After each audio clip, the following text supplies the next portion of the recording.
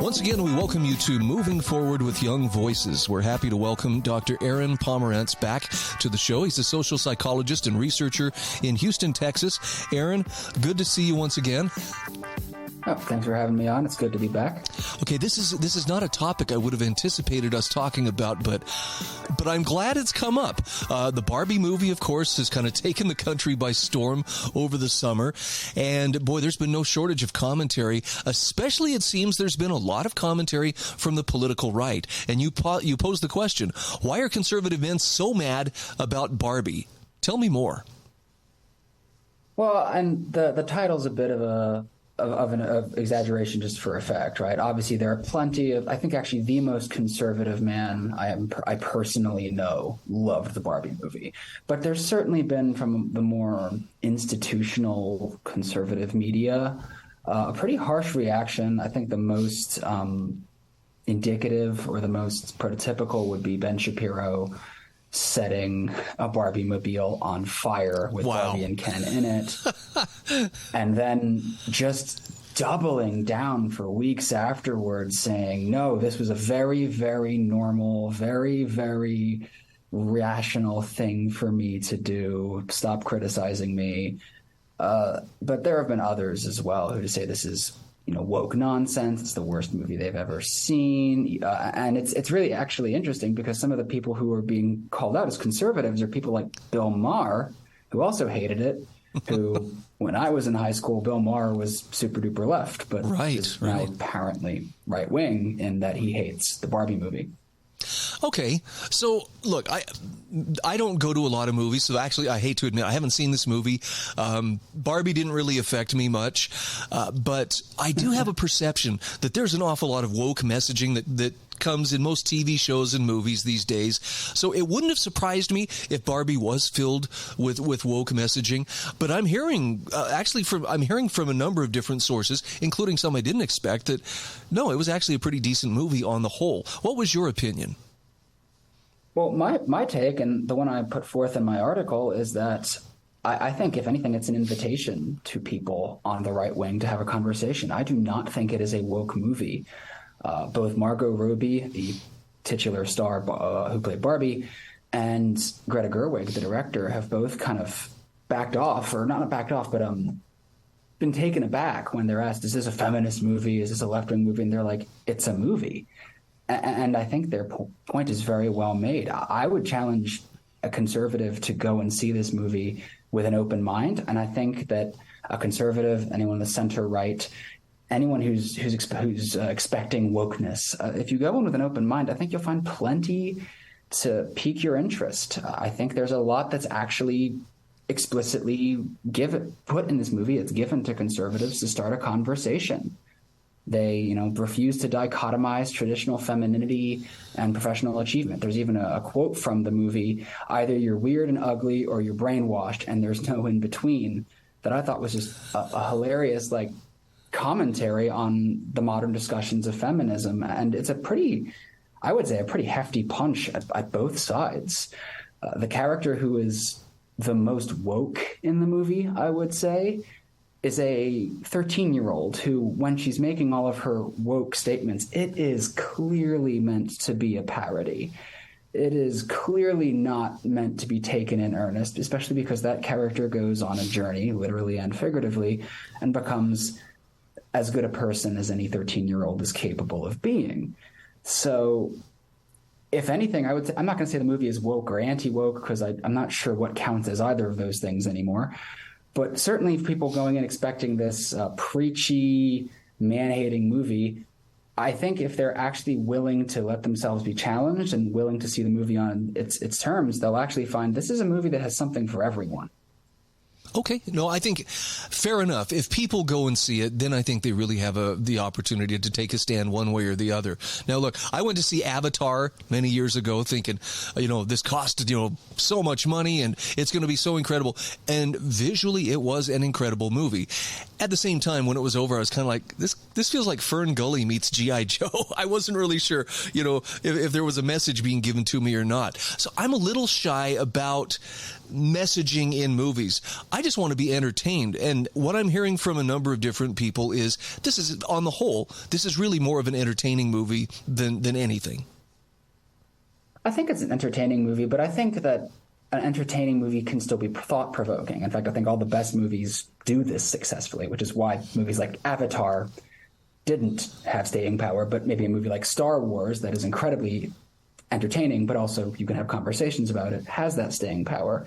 For Barbie, I think there's all sorts of conversations you can have that the director wants you to have. And literally everything from the idea of gender equality. Like, what does gender equality do? There's in Barbie land, there's sort of an inversion of patriarchy in the modern world, but there's also, I would say, some conversations that could be had about responses to gender inequality. What is a profitable response? What is a good response versus a non-profitable or a non-good response? There is definitely some pot shots taken in the movie at real world issues, but they're done in a way that I think is meant to spur conversation without giving away too much. And something that people have really gotten mad about, the theme of patriarchy emerges in the movie. And everyone's like, well, who even argues for patriarchy? And it's like, plenty of people do. Plenty of people use those words. Some of the critics of this movie have, in their Twitters, said, we like patriarchy. And if you search Twitter, you can find that. So when you see somebody say something like that, it's fair to criticize it and then point out, hey, maybe a good solution isn't having only men or only women in charge, but some sort of gender equality, equality before the law or something like that. And that's been a conversation we've been having as a society for a long time, and that I think we still need to keep having. And Barbie kind of offers a fun way to do that, in a way that kind of pokes fun at the extremes on both sides of that discussion and allows for new ways forward in it, I think. Aaron, is it impossible for a movie, however well intended, to avoid some degree of politicization today? Is that just part of getting a movie made and out there? I mean, I don't work in the industry, so I wouldn't know if it's about getting a movie made, but I think in terms of response, no, everything's political. Everything has become political. And there's even people who unironically say everything is political.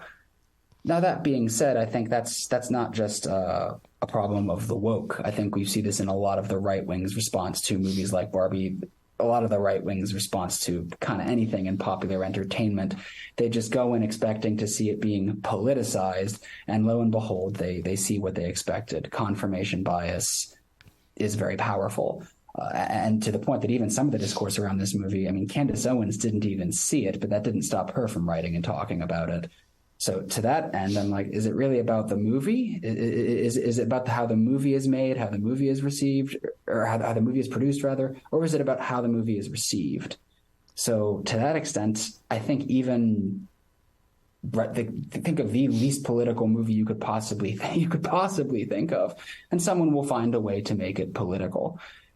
I'm sure there are people who are doing that intentionally as well, but there's a feedback loop as well. They know that people are going to talk about it politically, so they have to put the themes in a certain way or not. Like I said earlier, I admit, when I do watch a movie, I sometimes sit down with a sense of, I hope this isn't one of those preachy, overtly woke kind of movies. And that's not because I like to go around looking for it around every corner, but I've kind of been unpleasantly blindsided by a few where it was like, wow, this is a sermon more than entertainment.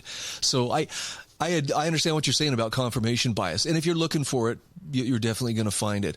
I just miss the days when we could enjoy a show and there was as little political, attachment to it as possible. Well, yeah, everything's about signaling what side you belong to. And that's, I think, the biggest tragedy of the Barbie movie is I think that the Barbie movie was deliberately not trying to do that. I think it was trying to appeal to both sides. Greta Gerwig certainly says that's what she was trying to do. And I think that if you watch this movie, and I go over some examples in my piece, if you watch this movie as a right-winger or a traditionalist or whatever you want to call yourself, with that open mind, you'll find something that's like, that appeals to me. It's not preachy. But if you go in expecting to be preached at, then maybe you'll see that. I don't know. I went in expecting a really good time. I loved seeing the memes and the sort of jokes that surrounded this. My wife and I went opening week, though not opening weekend because we have a kid. But I went in, I wore my pink, and I had an absolute ball. I'm not saying the movie was for me, quote unquote, but I went in just expecting to be entertained and was actually kind of surprised at how much I was challenged and the thought-provoking elements of this movie. So I think it's worth everybody's time, if only to be aware of a cultural phenomenon. Like, don't let outrage mongers who want to then sell their own preachy movies and preachy material to you rob you of a great film and a cultural highlight. If something makes you want to burn something in response, maybe the problem's with you and not, the movie. Yeah, that would be my thought. Aaron, where can people find you on social media? I am on Twitter at pompom9211.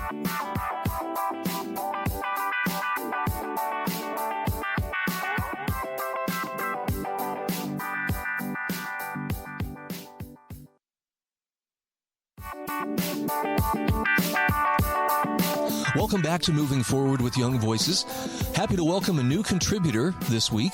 Ameillia Wedward is a communications associate at the Wisconsin Institute for Law and Liberty, as well as being a Young Voices contributor. And Ameillia, I'm sure there are a few other hats that you wear. Would you take just a moment, tell us a little bit about who you are and what you do?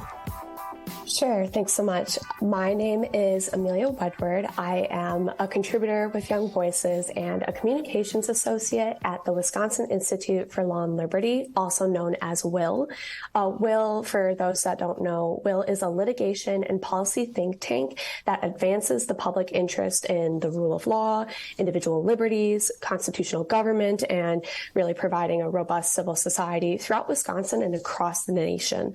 I've previously worked in K through 12 education research as a policy intern, but now I'm focusing on our work throughout various platforms and really uplifting other stories within the freedom movement. So thank you so much for having me on the show, Bryan. I'm really looking forward to our discussion. I'm happy to have you on here, and the topic that we're going to be discussing couldn't be more timely. School choice is something that is, it's an issue all across the nation. Some places there are some great inroads being made. Some places it's struggling to find traction. But one thing I always hear is, now, is that a proper use of taxpayer money? You have a wonderful piece that you've written for the Cap Times about there's a better way to fund school choice. Set the stage for us, if you will, about where your commentary explores this particular issue.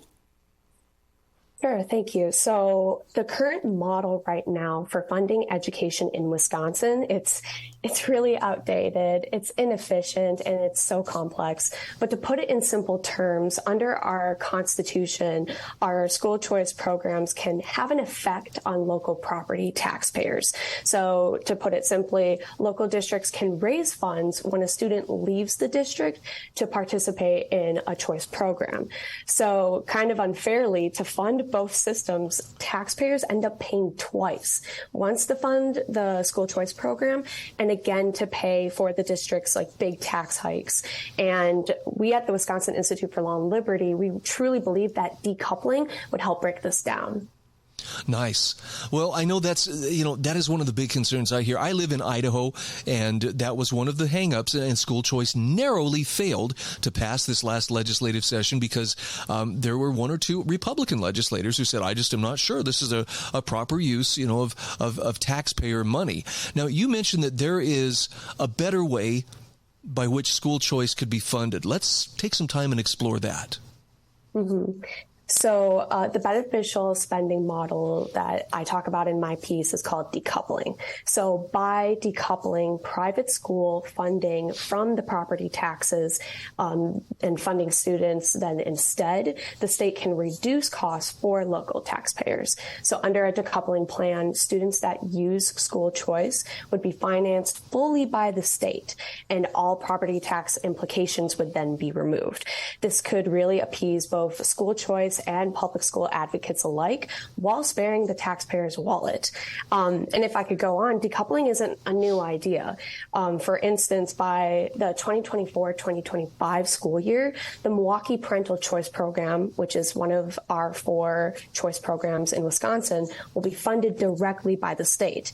And by Will's conservative estimations prior to this new law passing, that I can speak briefly about, and also under our old voucher amount, the state, if they followed that same model, decoupling would cut property taxes over $168 million statewide. So this is just a better way to fund students and not systems. So I have to ask this just because I know that the people who are opposed to school choice seem pretty dedicated and they seem pretty committed to, nope, we don't want it. Even if states were to follow this lead and to decouple, property taxes from school choice spending, would there still be outcry over the fact that this money's coming through the state, that essentially it's still going to be seen as tax dollars by some? Does that pose a problem? So that's definitely a great question. So choice schools are constantly hammered with this accusation that they're taking money away from local public schools. And the decoupling model would really take that claim away altogether, since the state would be funding those funds to the choice program. It's really a win-win for public and school choice supporters overall. Like I said, the money should be following the kid, and this roadmap helps pave the way to better fund kids and not the systems, all while being conscious of our tax dollars. So there's definitely going to be outcries from those that oppose choice altogether. But if you really look down at the breakdown, this is really a bipartisan issue at hand here. Now, I have a perception, and please correct me if I'm wrong. I perceive Wisconsin to be a fairly blue state, but it sounds like there's pretty widespread support for school choice. I mean, can you help me get my mind around that? Yeah, so Brian, we like to call ourselves a bruised purple. It might be a little bit more blue nowadays, but this recent, the very reason why I wrote my op-ed on this topic is because earlier this summer, Wisconsin Governor Tony Evers signed a bipartisan bill that helped lessen the funding gap between public and choice schools. A great win overall for education reform. And to give your listeners some background, Wisconsin public schools on average receive a little over $14,000 from the state in local revenue. And then I could go into the weeds of specific numbers, but prior to this new law, choice programs, charter schools, they only received approximately 60% of what the revenue was. But with the new law, choice and charter now receive about 76% of what the public schools get from the state and local revenue. And so, yes, it passed the Assembly, it passed the Senate, it went on the Governor Evers' desk, he signed it, and now Wisconsin is the 7th state with the closest gap between funding for public and choice schools. So more can be done with decoupling, but this was a great win overall. I have to ask, where did the decoupling idea come from? Maybe this is what other states should be looking to, when they've reached an impasse, again, over tax dollars. Yeah, that's a great question. I will definitely have to ping our researchers here and directors for education policy. But you're right, there are other states that are implementing a lot of great school choice initiatives across the country. Your listeners may know Utah implemented an educational savings account. So they're the 2nd state this year after Iowa to enact a universal school choice policy. Several more states followed suit, including Arkansas, Florida, Indiana, South Carolina, Oklahoma. But right now in Wisconsin, the funding levels we've gained has been a great step from the bipartisan school choice deal. But we hope that decoupling will be the next, and then that could be paired with an ESA. So overall, school choice is just about finding the educational system that works best for your family and the student. There shouldn't be limits of where you're from, what your zip code is, to fit your educational needs, whether it's public, choice, or charter schools. That being said, Wisconsin is home to the oldest choice program in the country, and it would be amazing to see our state as a leader, not just for education reform again, but in savings to property taxpayers. Okay, I'm actually going to forward your article to some lawmakers that I know here in my home state of Idaho, just because this may be an option that they haven't considered to date. So thanks for a great idea. Mind if we steal it? Of course, Bryan. Thank you so much. So do you see school choice? Is it an idea whose time has come? I mean, it seems like it's been going on for a long time, but I'm starting to see some dominoes fall, and it seems like the more states that come on board, the greater the likelihood this is going to become, the new norm. Mm-hmm. Yeah, so Wisconsin started this education reform over 30 years ago. Wow. And, there's more than 52,000 students statewide that use Wisconsin's Choice program. I could write out some national stats here. There are 32 states, including Washington, D.C. and Puerto Rico, granting educational opportunities to more than 600,000 students across the country.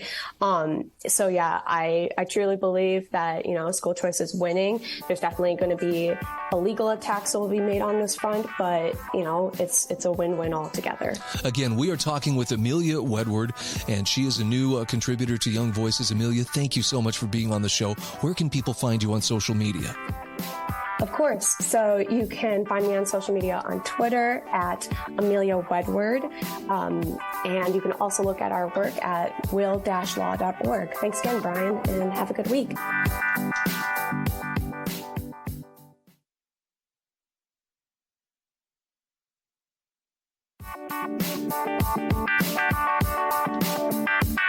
And we are back. Welcome to segment 3 of Moving Forward with Young Voices. Hey, we are happy to welcome to the show this week a new contributor, Andrew Reeder. He's a student of economics at Northwood University, where he also holds a position as a research scholar working in economics and energy policy with the McNair Center for the Advancement of Free Enterprise and Entrepreneurship. And he is a Young Voices contributor. And first of all, Andrew, welcome to the show. Anything else you can tell us about who you are and what you do? Hello, Bryan. Thank you so much for having me on. I'm happy to be here to speak with your listeners. At the McNair Center, we've been doing a lot of research like what was in this article of late. So this was just a natural brainchild from what I've been working on lately. All right. I love this article, too. Why is Gavin Newsom price gouging Californians? And I assume Gavin Newsom is like a lot of other governors in that I will not allow people to be price gouged, blading. And in particular, we're talking at the gas pump, blaming, greedy gas retailers. They're price gouging you. But you make a pretty strong case that the one who's doing the price gouging is actually one Gavin Newsom. Talk to me about why do he and other governors play this game of I'm gonna protect you, while at the same time they're gouging us? Well, Bryan, in my school of economics over at Northwood University, we sort of bounce back and forth between Austrian and Chicago economics, and essentially we deny most cases of price gouging as just a lot of fluff that's used in political games. And so whenever a governor says somebody is price gouging, I immediately raise my suspicions and like to look into this. If anything, the only way that a corporation could potentially price gouge and still compete competitively on a fair market is if he had collusion with the government. So anybody with a background in economics like me just really thinks that a politician should avoid using that word altogether, because in the end, it's probably their fault. Now, why is Gavin Newsom price gouging Californians? I'll admit that's definitely a little bit of a clickbait title. It's not just Gavin Newsom's fault. Some of these programs go before his administration, but certainly he is carrying on the torch. When I saw that Senate Bill, I think it was 1322, was coming through the California Senate, and the whole thing was just, the American fuel industry is price gouging Californians. And of course, anyone who's paying attention to the news at all knows that gas prices in California are exorbitant. So again, my suspicions just naturally raised. I went back and I researched, and the American fuel industry, even the Californian local fuel industry, really doesn't make very much profit at all off of fuel. I mean, when you look at it, the local gas station makes about 6 cents a gallon on fuel. So if you drive up your RAV4 to the local gas station, they're going to make about a whopping 87 cents off of you in profit. Oil refineries don't do much better. They probably make $1.60 off your RAV4. So much of that you're paying in California is being eaten up by the cost of government regulations. And then, of course, explicitly, California has, I believe, the highest gas taxes, or perhaps the second highest gas taxes in the nation. And the state, when compared to the private industry, is making close to $9 off of your RAV4 when you go to fuel up. This is really something that Californians should be concerned about. They're paying 98% more in taxes when they fuel up than anyone else in America. Wow. I believe it. In fact, when I start to complain about, wow, gas prices are so high where I live, I just go Google, gas prices in California, and suddenly I feel a whole lot better. And I'm sorry for the Californians. Absolutely. So I know we're reaching the end of the summer driving season. Supposedly gas prices are going to be coming down. As an economist, do you see long-term we're going to get some relief in what we're paying at the pump? Or is this regulatory, tax-heavy structure likely to continue for the foreseeable future?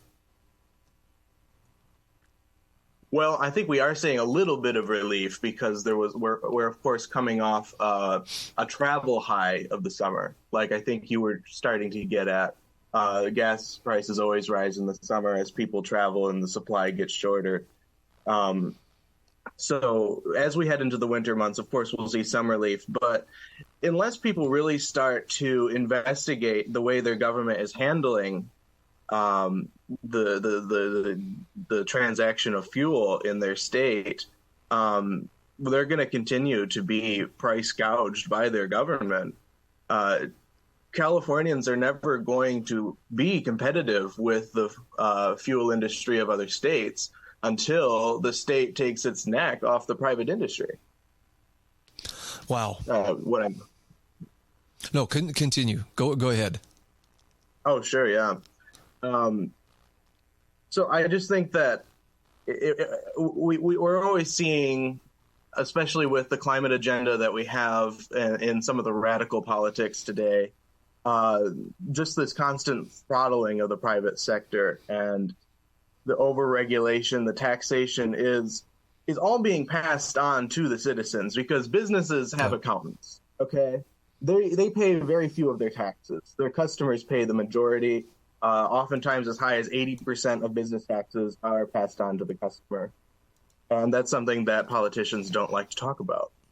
No, but that is reality, and I appreciate you pointing it out because I think sometimes the electorate is easily fooled.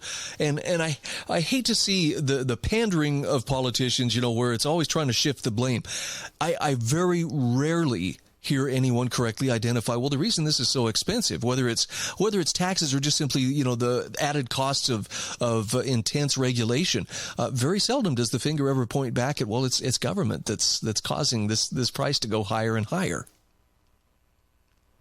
Yeah, and the average electorate should also be aware of the fact that businesses don't necessarily want their prices to be high.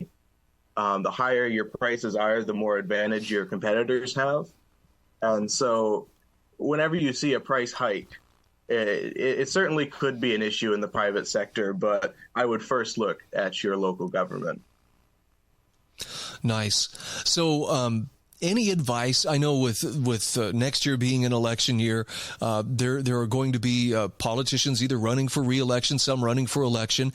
What are the kinds of questions that we ought to be asking as informed voters to make sure that they understand that we aren't going to fall for the kind of rhetorical sleight of hand that Gavin Newsom, among others, have been giving us in terms of who's responsible for these higher costs?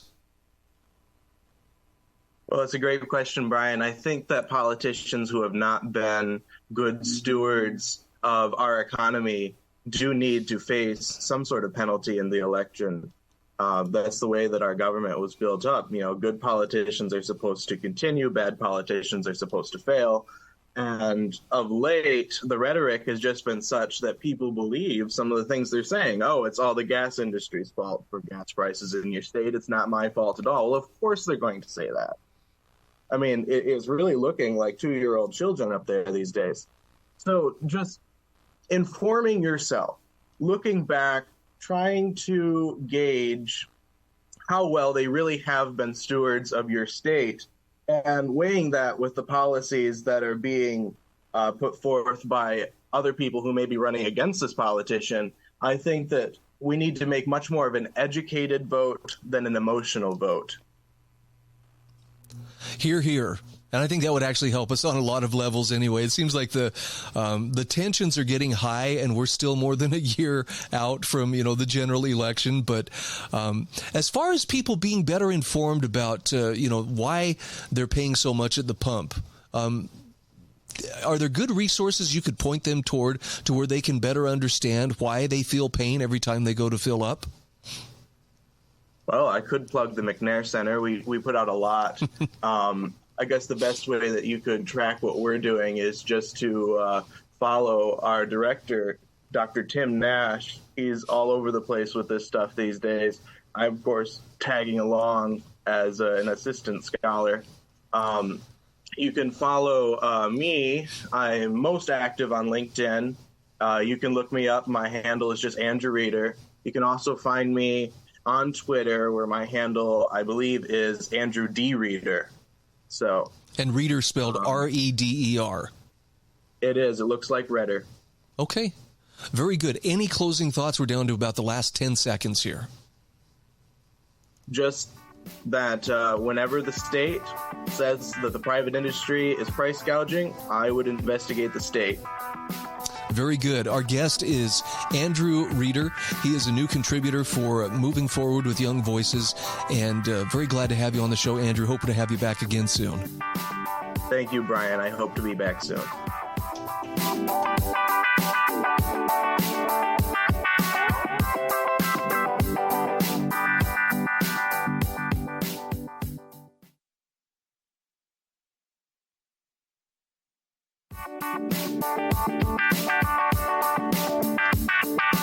Welcome back. This is our fourth and final segment on Moving Forward with Young Voices.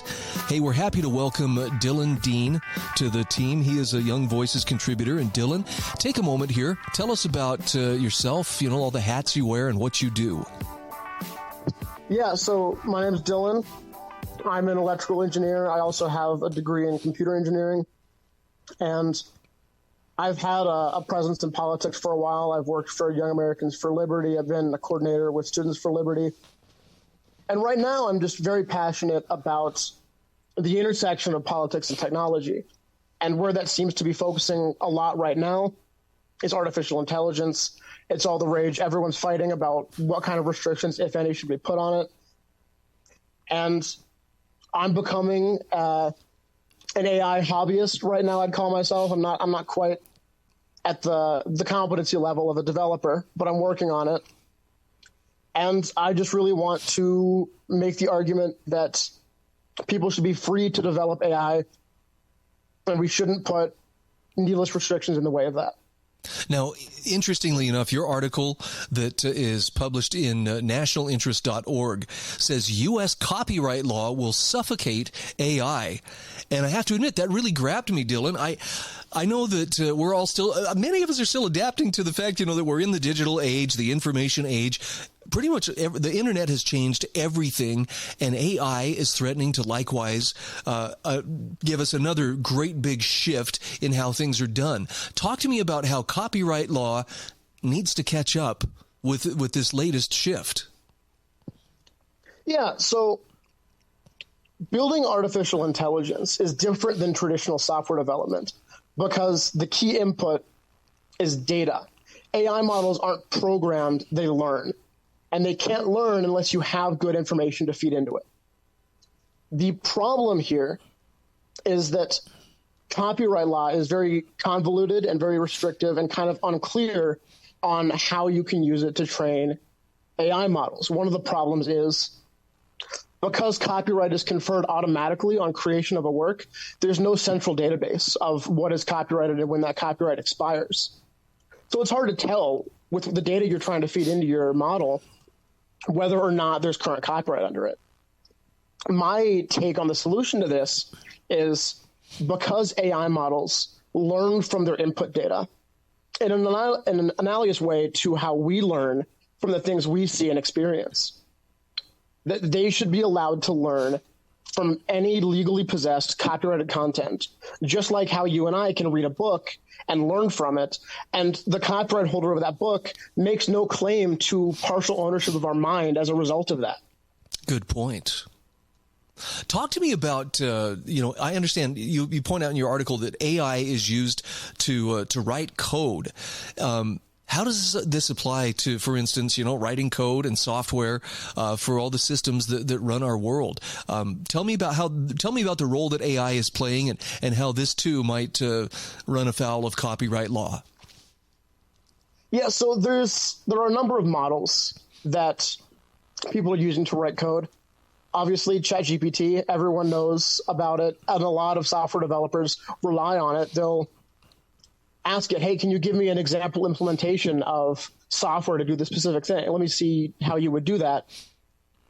There's also some inline AI assistants. So when you're programming, you'll use what's called an IDE, an integrated development environment. And it's where you write code, run it, debug it, you do all of that in there. And there's things like GitHub Copilot that can integrate with that IDE, and you can tell it, hey, help me write a function for this. And Copilot specifically is made by GitHub, which is owned by Microsoft. And there was an uproar about how it was trained on a lot of code hosted on GitHub, which is where a lot of programmers keep their code. And people are complaining because that code is their intellectual property, but it's also publicly available there for anyone else to go look at and learn from. And it shouldn't be the case that you can't also have a model that learns from that and assists people in programming. Interesting. You also bring up art. Now, art, I don't know, AI cranks out some pretty interesting stuff, but are there challenges to what art or how art is affected through, AI either creating or replicating existing works? Yeah, this one, the debate over seems a bit more rabid. And I think that's because a lot of artists feel threatened by the emergence of AI art.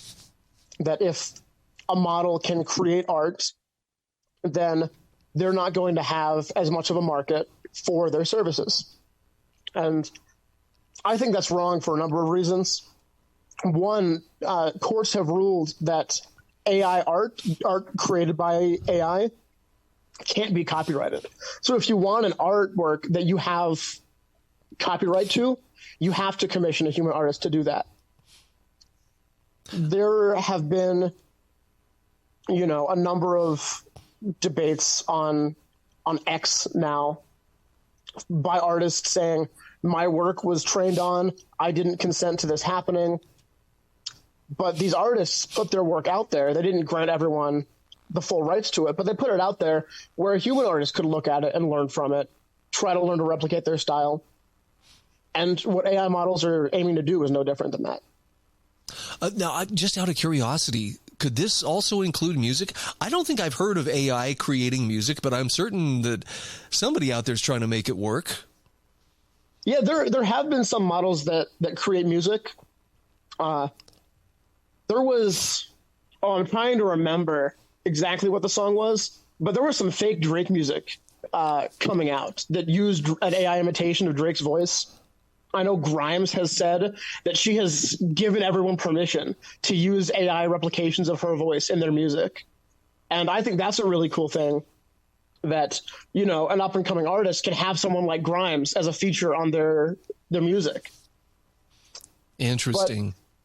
But as far as full creation of music, the the models I've seen that do that are impressive, but they're not as good as human created music currently. That's probably why we haven't seen as much about that yet. So talk to me a little bit about, let's go back to, you mentioned in your article, we have 18th century intellectual property laws.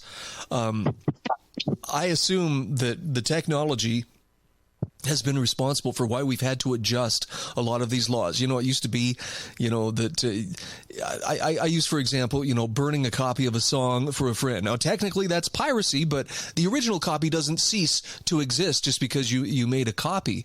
What are some of the places where we need to change these intellectual property laws and copyright laws, but still maintain the idea that we're not supposed to be stealing or profiting off other people's ideas or work?